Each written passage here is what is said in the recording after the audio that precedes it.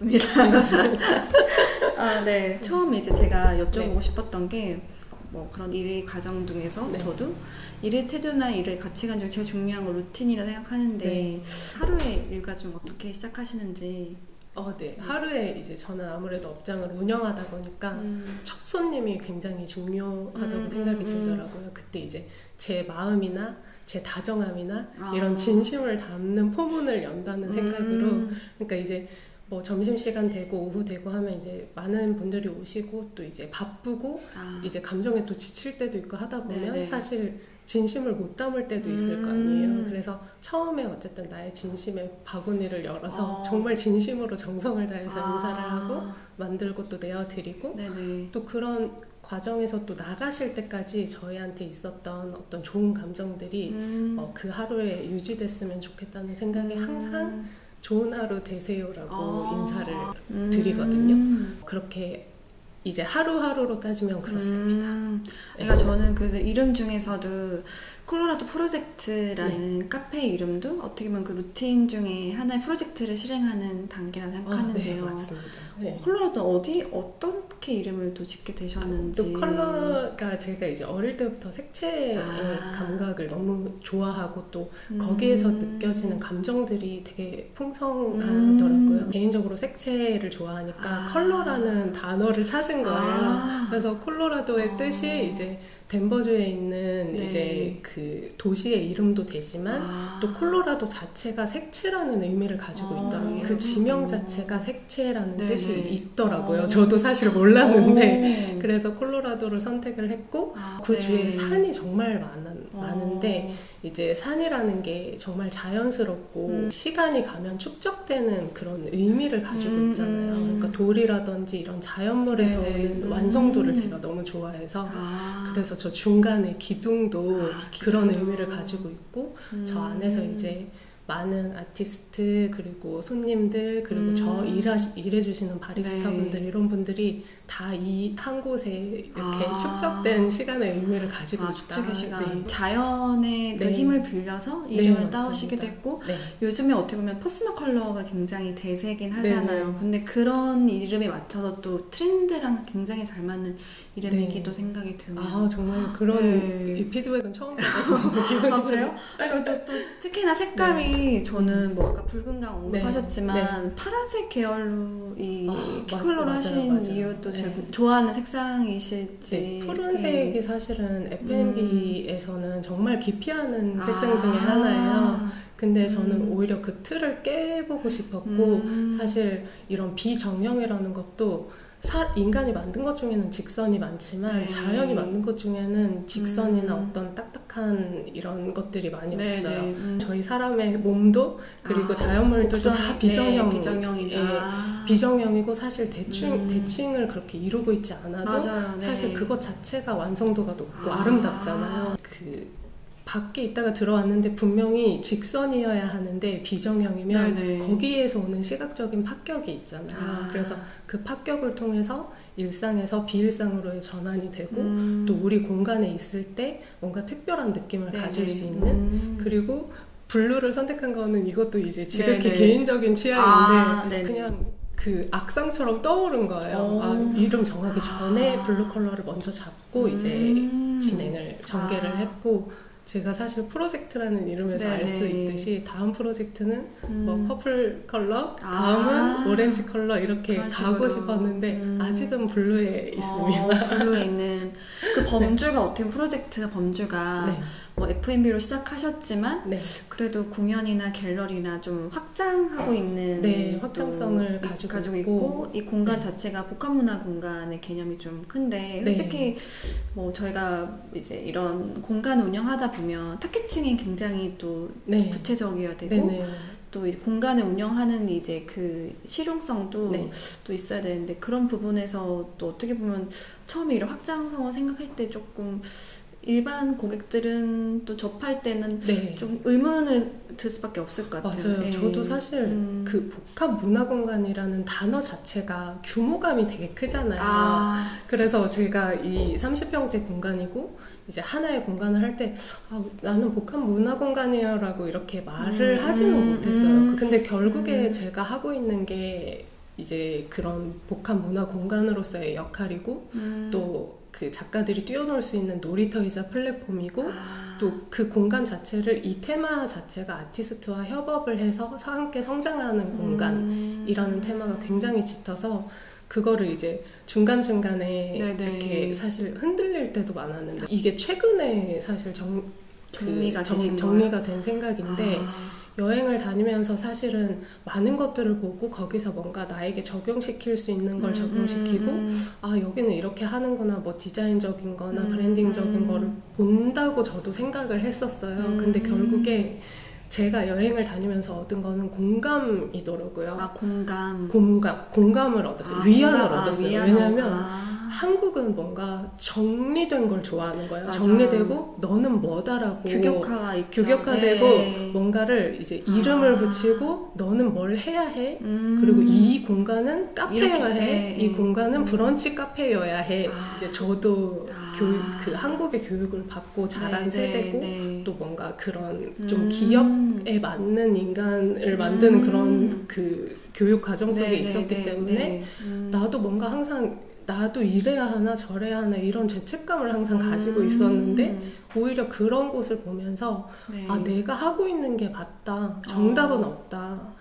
나의 이런 다양한 관심사를 모아놓은 게 결국에 이 공간이다. 그리고 이 공간에서 나는 이렇게 나와 결이 맞는 사람들과 그리고 예술을 사랑하는 사람들, 즐기는 사람들에게 이런 취향을 공유할 수 있고 또 그들에게 취향을 발견하게 해줄 수 있는 사실 정리를 하자면 정리를 할 수는 있지만 딱히 정리하지 않아도 괜찮아라고 위안을 받은 거예요. 오히려 여행하시면서 그게 이제 올해 최근에 이제 많이 들은 생각이라서 그래서 좀 더 그 면을 오히려 계속 이제 정리하기 급급했다면 그 면을 오히려 강화시켜보자라는 생각이 이제 올해 하반기 그리고 내년까지의 계획이 되었습니다. 프로젝트가. 그게 5년 차라서 그렇게 생각 드신 건지 아니면 또 하나는 아까 비정령이라는 이미 컨셉이 있잖아요. 이 공간의 컨셉이 있기 때문에 그렇기 때문에 더 고민을 많이 하신 것도 있다 생각해요. 비정령이라는 그 단어 자체가 또 대표님이 일하시는 또 태도나 가치관에 또 어떻게 보면 키포인트가 되지 않을까? 너무 좋은 질문을 받아서 제가 사실 이걸 아무한테도 공유하지는 않았는데 사실 이제 일해주시는 분들이 오셨을 때 저 이제 갑을 이런 관계가 아니라 동등하게 그들의 시간과 그들의 능력을 제가 이제 공유를 하는 건데 그분들의 능력을 또 키워주고 싶은 거예요. 그래서 이제 지금 계신 분은 커피에 너무 능하신 분이어서 이쪽을 확 강화를 시키고 때에 따라 다른 거예요. 근데 사실 브랜딩이란 게 아까도 말씀하셨지만 타겟층이 뾰족해야 되고 내가 가진 강점이 뾰족해야 되고 하지만 그게 자본과 시간이 있을 때 사실은 그게 정말 계획적으로 했을 때 가능한 거라고 저는 생각이 들거든요. 근데 저같이 작고 좀 유동적이게 하는 좀 생동감 있게 하는 곳에서는 이런 이제 같이 일해주시는 사람들의 태도나 능력에 따라서 그걸 강화시켜주는 게 전 정말 중요하다고 생각이 들어요. 예전에 여행을 하면서 만나신 분들도 이제 제빵 공부하시는 분이었는데 또 그분도 한국에 들어와서 연락을 주셔가지고 제가 이제 제안을 했고 자기는 취업 준비할 때 또 같이 일을 한 적도 있고 그래서 그런 분들을 만났을 때 좋은 점은 이분들이 깊게 디깅하고 있는 어떤 분야를 같이 일을 했을 때 또 너무 재밌게 이제 받아들이고 항상 오픈마인드로 파트너네요. 완전 파트너예요. 그만두시더라도 계속 그 끈을 유지시켜놓고 결국에는 이제 이 공간을 거쳐간 사람들이 같은 기억을 또 공유하고 있는 게 사실 되게 소중하잖아요. 소중하기도 하고 되게 인연이기도 하고 그래서 항상 그 끈을 놓지 않고 있어요.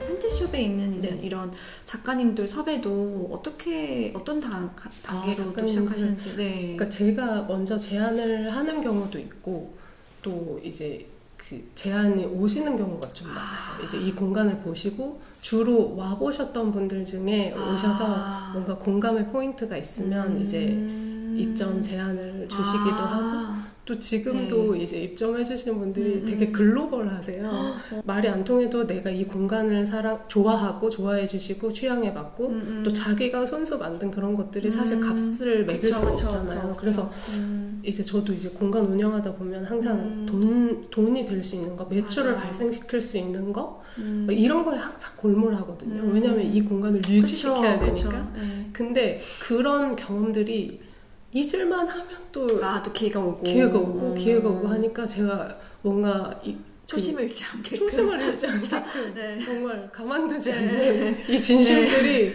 너무 감사한 거예요. 어떤 수익을 얻고 어떻게 성장하고 이것도 물론 중요하고 중요할 수 있겠지만 그러니까 제 삶을 살아가는 데 있어서 내가 내 취향을 잃지 않고 내 이초심과 순수한 마음을 잃지 않게 하는 거 그게 전 진짜 어렵다고 생각하거든요. 진짜 챕터 같네요. 진짜 이렇게 한 페이지씩 쌓이는 느낌도 들고 그래서 사실은 저 조형물을 처음에는 그렇게 얘기하지 않았어요. 다른 의미가 있었는데 이제는 저거를 이제 저는 매일 보는 뷰잖아요. 그러니까 저 아이랑 얘기를 할 수 있는 지경에 왔는데 그러니까 그 축적되는 시간의 의미다 결국. 그래서 해외에서도 이제 싱가포르에서도 단골이 있고 그러니까 한국에 올 때마다 한국의 이 수많은 수천 개의 카페 중에 이곳을 들러주신다는 게 너무 신기하고 감사한 거예요. 근데 제가 해외여행을 많이 다니잖아요. 그래서 개인 인스타에 제가 항상 올리는 것들이 또 전시회나 뭐 이런 예술 뭐 공간, 카페 공간 이런 게 많으니까 그 태그를 보시고 오시면 그냥 신기하다. 백발백중인 거예요. 진짜 신기하다. 네, 인스타그램이 정말 큰 역할을 신기하네요. 저는 대표님이 이 공간을 떠나셔도 여행을 다니시면서도 콜로라도 프로젝트 계속 하고 계시는 것 같아요. 맞죠? 그게 저의 모토입니다. 저는 이제 이 공간에 계시면서 쓰는 에너지도 중요하지만 또 밖에 나가실 때 또 어떻게 소개를 하실지 맞아요. 근데 너무 신기하게 해외 가면 제가 막 사실 영어를 잘하진 못하는데 길도 되게 많이 물어보시고 이제 또 좋은 카페에 가면 옆자리에 이렇게 앉으신 분들이 이렇게 한국에 대한 관심이 일단 높아요. 그래서 자기 이제 10월에 한국에 가는데 추천해 줄 수 있냐. 근데 공간이 있으시니까 또 맞죠? 네, 그럼 일단 무조건 이제 고깃집, 치킨집, 그리고 콜로라도 프로젝트를 딱 아예 이 모든 생활 반경을 진짜 일과 기승적으로 라이프랑 같이 연결해서 어쩔 수가 없는 저도 가장 궁금하지만 가장 또 걱정인 게 공간을 운영하고 또 이 일터에서의 또 내가 드는 에너지 이게 굉장히 중요한 아까 말한 장점도 있지만 그 단점을 또 이제 극복하기 위해서도 그런 또 노하우도 좀 듣고 싶다는 생각이 들었어요. 그러니까 공간이 어쨌든 멈춰 있고 이 공간에 이제 뿌리 박혀 있잖아요. 그러니까 사실 뭐 옮기고 싶어도 인테리어 문제나 뭐 어떤 그런 문제들이 사실 현실적으로 많기 때문에 그냥 이거를 이 단점을 장점으로 승화를 시키자. 그래서 그냥 모든 기운을 내 에너지를 이쪽으로 계속 돌리는 거예요. 그래서 저도 사실은 이제 저기 바리스타분 없을 때나 이제 혼자 있을 때는 오히려 더 지쳐요. 가만히 있는다고 해서 절대 사람들이 찾아오지 않고 계속해서 또 신메뉴 내야 되고 계속해서 갤러리 이제 전시해야 되고 이러면서 힘들지만 사실은 그거 자체를 힘들어하는 사람들이 더 많잖아요. 그러니까 이제 시키는 일 하는 게 오히려 더 편한 사람도 있지만 제 성향은 이게 맞더라고요. 그래서 조금 지칠 때는 사실 좀 멈춰있기도 해요. 근데 그럴 때는 또 너무 자기를 이렇게 채찍질을 하면 그게 마음이 또 너무 힘드니까 그냥 아예 이때는 2주 동안은 조금 쉬어가자. 그러면 이제 오시는 분들한테 친절하게 또 대하고 또 같이 이제 동료들이랑 커뮤니케이션하고 이렇게 조금 휴식기를 가지고 또 다시 에너지를 발산하고 직장인들도 왜 369, 1년 이렇게 항상 있잖아요. 특히 3년차 때 자영업자들도 많이 그만둔대요. 그러니까 맞아요. 모든 프로젝트 그런 것 같아요. 일에 대한 내가 뭔가 포지션이나 일에 대한 전문성은 다 수익과 연관돼서 그 3년을 견디기 어렵고 저도 뉴스레터를 운영하지만 뉴스레터 운영하시는 분들이 딱 3년 될 때 다 그만두시더라고요. 다들 뭔가 그때쯤 이제 좀 단점에 잡아먹히는 고민에 잡아먹히는 시간이다. 근데 그때를 딱 고비를 넘겨야지 또 6년이 가고 내가 이런 적도 있었지 하고 또 이제 굴러가고 그냥 실패해도 괜찮고 또 그냥 계획이 없어도 괜찮아. 그냥 무조건 하면 뭐 어떻게든 뭔가 인연이 생기고 또 영감이 생기고 네네.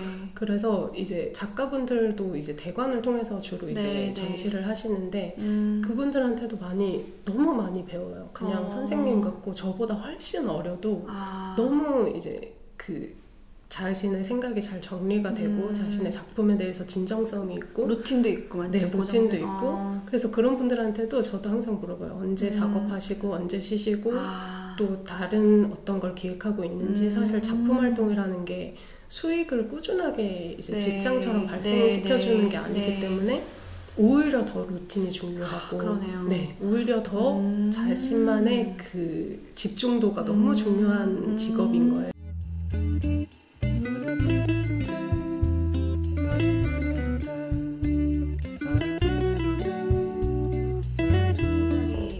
네네. 그 도예 작가님이 거의 30년 가량 도예 작업을 하시는 분이세요. 근데 이분도 이제 교수직도 하고 계시고 남자분이신데 네. 저희보다 윗세대는 사실 남자가 책임져야 되는 그 맞아, 가장의 무게가 사실 훨씬 많았잖아요. 뭐 다 그 자신만의 고충이 있지만 그분들의 삶에서 배우는 게 너무 많은 거예요. 그 시기적으로 어렵고 힘들어도 끝까지 놓지 않는 거, 자기 걸 놓지 않는 거. 이게 너무 감동이고. 작가님 성함이 어떻게 되세요? 박정근 작가님이시고 또 도작공이라는 그 닉네임으로도 활동을 하시고 이분도 제가 이걸 제가 어떻게 초심자의 행운 있잖아요. 네네. 그분이 이분 같아요. 저에게 있어서는. 그러니까 진짜 영광 가는 인물. 네. 근데 또 이제 잘 되셔가지고 정말 열심히 하고 계셔서 그분을 통해서도 이제 많이 배우고 꾸준히 정말 이어가고 있고 항상 이제 오시면은 바쁘세요. 항상 묻어 있어요. 막 그 흙 같은 게 묻어 있고. 그래서 그 모습이 너무 순수하고 아름다운 거예요. 근데 저도 뭔가 저런 마음을 잃지 않고 싶다. 그래서 사실 콜로라도 프로젝트에서 그 이제 질문지를 받았을 때 그냥 다른 거는 생각도 나지 않고 이 그릇에 대한 그릇에 대한 이 작품. 그래서 저도 많이 열심히 팔았습니다. 그래서 몇 개 정도. 아까 아티스트라는 얘기도 하셨는데 저희 프로젝트 중에서도 아티스트를 초점으로 맞춰서 또 이 프로젝트 시작한 것도 있거든요. 창작자는 솔직히 자기 시간을 주도하는 사람이고 그런 시간을 주도하면서 자기가 오늘 하루는 좀 일을 좀 더 많이 하고 내일은 조금 내 에너지가 이까지니까 좀 줄일 수도 있고 이런 에너지 분배를 되게 굉장히 잘하는 사람들이 아티스트가 아닌가 싶어서 저희도 그분들의 삶을 좀 따라가면서 그런 인터뷰 프로젝트를 하고 싶고 지금 소개하신 작가님이나 또 대표님의 삶도 저는 되게 그런 부분에 닮아가고 있다 생각해요. 그래서 기존에 근데 그런 계기가 있을 거라 생각을 하고요. 저는 그런 마음을 가진 계기도 있을까 생각하고 처음에 이제 일을 시작하신 그 단계 직장 생활을 하시거나 아니면 아까 디자인 전공을 처음에 어떤 식으로 전공해서 또 직장에 다니시면서 그런 좀 애로점을 터득해서 여기까지 지금 왔는지 그 여정을 조금 더듬어서 좀 설명해 주시면 좋을 것 같아요. 저는 일단 이제 미대를 나왔고 그럼 어떤 시각 디자인 쪽이었어요. 근데 저도 사실 어릴 때 꿈은 그냥 회화 작가였던 것 같아요. 항상 그냥 뭔가 예술에 대한 관심도가 높았고 또 재능도 있었고 근데 이제 막상 사회에 나와서 보니까 사실 회화 작가는 자기 자체를 뾰족하게 탐구하는 거고 근데 저는 디자인으로서 그냥 사람들에게 공유하는 게 너무 좋더라고요. 그래서 처음에 일 시작을 스타트업에서 그때도 사실 말도 안 되는 기회이긴 했는데 그때 이제 뭐 여러 이유로 디자이너가 저 혼자밖에 없었던 거예요. 근데 저는 그때는 한창 배울 시기였는데 그때가 몇 년도였어요? 그때가 2010년도였으니까 2010년도였으니까 그때는 아이폰 이제 3GS가 이제 나와서 한창 GUI라는 단어가 한창 이제 대중들에게 알려지고 있었고 트위터도 그때 생기고 스티븐 잡스의 영향으로 또 이제 UI UX에 대한 어떤 사람들의 알아가고 또 기업들이 중요성을 느끼게 되는 그 격변의 시기에 있었거든요. 그때 제가 휴학을 하고 첫 사회 경험을 한 거였었는데 그때 경험이 이제 계속 이어져서 이제 잡 구할 때도 계속 이제 UI 쪽으로 구하게 됐었고 그러니까 제가 그때 그 스타트업에서 사실 제 능력치가 더 뛰어났으면 좋겠다는 니즈가 너무 강했던 거예요. 그래서 그때 수많은 강의와 수많은 강연과 또 이런 거를 찾아다녔어요? 혼자서 그냥 제가 번 돈을 다 그냥 그쪽에 썼던 거예요. 그래서 조금 더 이제 단단해지는 계기가 되지 않았나? 근데 그러고 이제 20대 초중반에는 뭔가 사회적으로 자기가 쓰임받고 싶잖아요. 네, 맞아. 그게 너무 강했어요. 너무 강해서 욕심도 강하고 네, 욕심도 강하고 네. 내가 성장하고 싶고 뭔가 이 사회 안에서 내가 할 수 있는 역할은 뭘까? 여기에 골몰하던 시기여서 정말 열심히 이제 일을 구하러 다녔고 또 좋은 기회로 이제 뭐 좋은 기회라고 하지만 어쨌든 열심히 노력을 해서 네. 일을 했는데 거기서도 연차에 비해서 사실 막 7억짜리 프로젝트 리딩하고 이런 게 사실 20대 때 할 수 없는 뭐 주임 계장 대리급에서는 사실 할 수 없는 건데 큰 영향을 맞추셨네요. 희한하게 계속 그런 역할들이 들어와서 저는 계속 사수에게 배우고 싶었는데 오히려 리딩을 하는 입장이셨구나. 입장이 되는 거예요. 근데 결국에는 그게 뭐 그 인력 부족이라든지 이런 거였는데 개인적으로는 뭐 그게 좋은 기회일 수도 있었고 좀 되게 힘들고 맨날 울고 이랬거든요. 제가 잘 우는 성격이 아닌데 그러니까 속상해서 그러니까 더 잘하고 싶고 한데 뭔가 근데 그게 어쨌든 성장하는 경험이 됐고 또 어느 정도 직장 생활을 하다 보니 루틴이 이제 정확하고 이렇게 규율에 짜여져 있고 또 되게 좀 힘든 회사였어요. 일보다 오히려 그런 생활 패턴이나 이제 윗사람한테 잘 보이는 거 뭐 이런 게 너무 숨막히기 시작해서 이 좁은 한국의 서울의 이 그 사무실 안에서 이렇게 복잡해지는 게 갑자기 그게 막 골마서 터지기 시작해서 계속 이제 고민을 하다가 그 스카우트 제의가 와서 그냥 거기에 갔다가 거기가 이제 코시국을 맞아서 그 해외로 이제 가려고 했는데 그 길이 다 막혀버리고 오히려 그때 정말 마음 편하게 쉬었던 것 같아요. 처음으로 쉬면서 이제 뭐 카페에 가고 싶었던 카페들 맛집들 다녀보다가 커피라는 게 사실 회사 일을 할 때 정말 엔돌핀이 돌았던 게 커피밖에 없었거든요. 그쵸. 직장인들의 그게 너무너무 커피를 좋아해서 그렇게 이렇게 자연스럽게 시작이 됐고 또 커피가 저만큼 좋아하는 사람도 많고 사실 그 아티스트나 어떤 전시 막 이런 단어만 들어도 사실 어렵게 생각하시는 분들이 진짜 많거든요. 하지만 카페, 커피 이런 단어들만 들어도 너무 기분이 좋아지고 그래서 이게 우리 공간을 들어오는데 정말 좋은 마중물 역할을 할 수 있겠다는 생각이 들어서 그때부터 또 커피 공부 열심히 하고 해서 이 공간이 근데 제가 이제 또 이걸 운영하면서 느끼는 게 그때 직장인의 경험이 없었으면 너무 힘들었겠다. 왜냐하면 직장인 때 가장 힘들었던 걸 이곳에서는 사실 저는 안 해도 되거든요. 직장을 다녔기 때문에 이곳을 창업할 수 있는 또 자금이 생겼던 거고 그렇게 막 맨날 힘들게 다녔기 때문에 또 이제 겪어봤기에 피할 수 있는 것들이 있고 사실 단적인 예로 이렇게 말씀드리면 아마 공감이 많이 하실 것 같은데 노래 들으면서 일하고 싶을 때 있잖아요. 맞아요. 못 듣잖아요. 맞아요. 근데 또 이어폰 끼고 있으면 사실 그건 저는 회사 문화에서 절대 저는 있어서는 안 될 일이라고 생각하기 때문에 근데 이곳에서는 이제 내가 취향을 공유할 수 있는 걸 플레이리스트를 틀 수 있고 또 보여드릴 수 있고 내가 들을 수 있고 사실 초반에는 그거 하나로도 너무 행복한 거예요. 사실 지금은 또 그렇게 크게 와닿지 않거든요. 클라우드 프로젝트가 대표님께는 꿈의 공간이네요. 출근성에 대해서도 또 저희가 언급을 했는데 밝은 노래 밝은 노래 꼭 집어서 구체적인 또 리스트가 있으실 것 같아요. 리스트가 없어요. 제가 유튜브 뮤직 듣는데 추천해주면 또 그게 너무 좋은 거예요. 제가 또 좋아하는 기존에 좋아하던 거는 막 히사이시조 연주곡도 좋아하고 또 백예린 가수 노래도 좋아하고 또 제가 사실 그 아이돌 케이팝 댄스를 체력 단련용으로 취미로 하세요? 사실 20대 때는 자기 이제 일하기 바쁘니까 연예계에 관심이 없잖아요. 근데 지금은 이렇게 어린 아이들이 이렇게 열심히 춤을 추면서 노래를 하는구나. 정말 대단하다. 막 이런 거에서도 계속 왜 듣고 싶은 것만 듣고 하다 보면 저는 그게 꼰대가 돼가는 과정이라고 생각하거든요. 근데 이런 저의 이제 비정형인 생활을 통해서 그런 제가 안 들었던 거 그리고 취향이 아니지만 한번 들어볼 수 있는 거 이런 거 너무 좋은 것 신기하다. 같아요. 지금의 삶의 태도는 그런 것 같아요. 그럼 요즘에 그래도 가장 많이 듣는 가수나 노래가 있을까요? 네. 백예린 노래 백예린 노래를 많이 딘 노래도 좋아하고 그 두 가수의 노래에서 좀 영감을 또 집중할 때는 이제 연주곡 위주로 또 또 연주곡 그 클래식 드뷔시 노래 좋아하고 드뷔시 곡을 좋아하고 딱 그 또 좋아하는 선율이 있으시군요.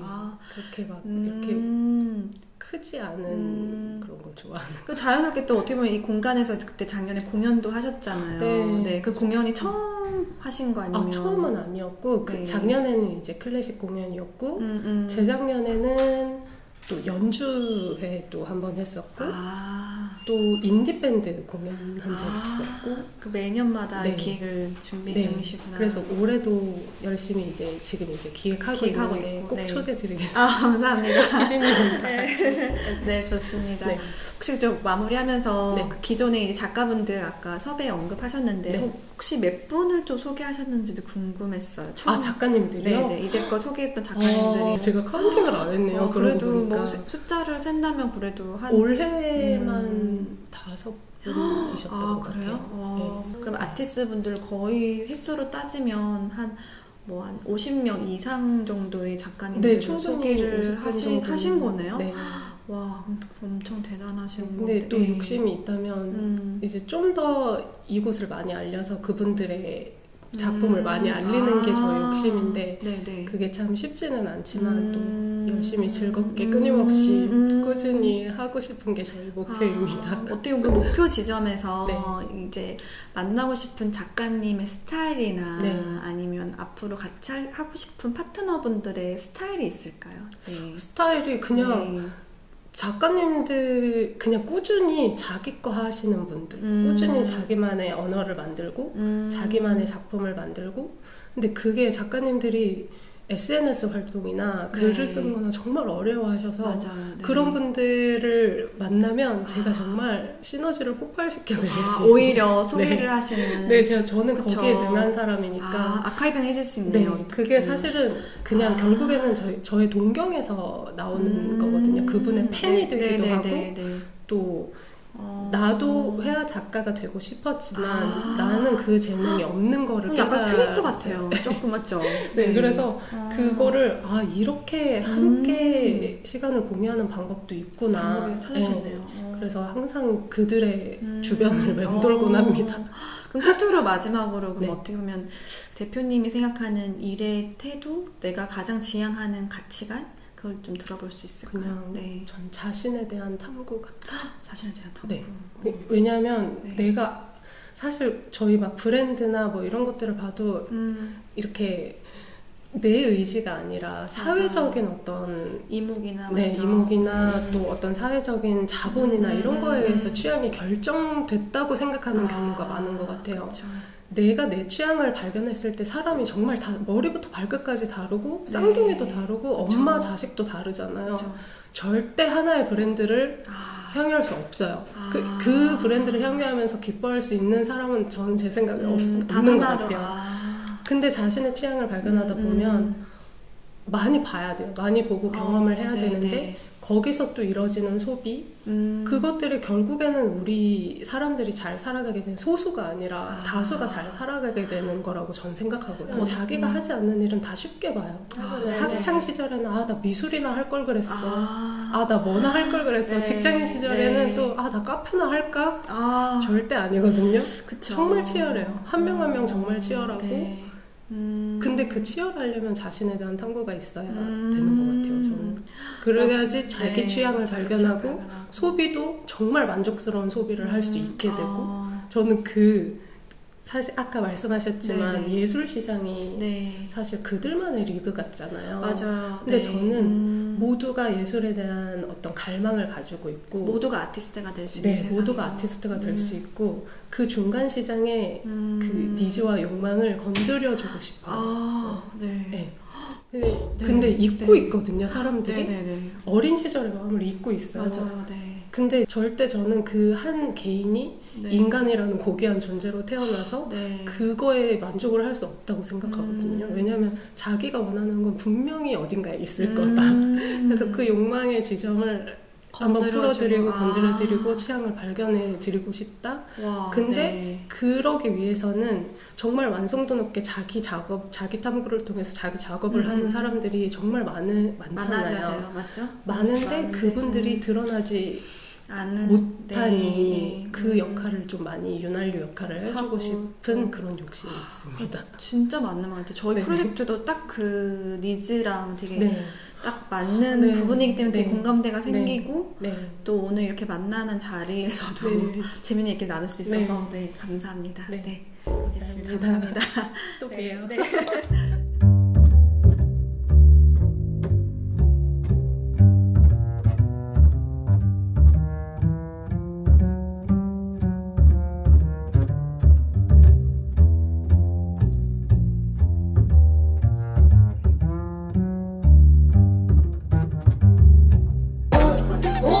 그게 아니라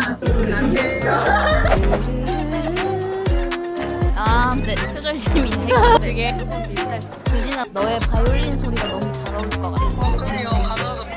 내려서 다른 말씀 해주시면 안 돼요. 유진스 사랑해요. 이거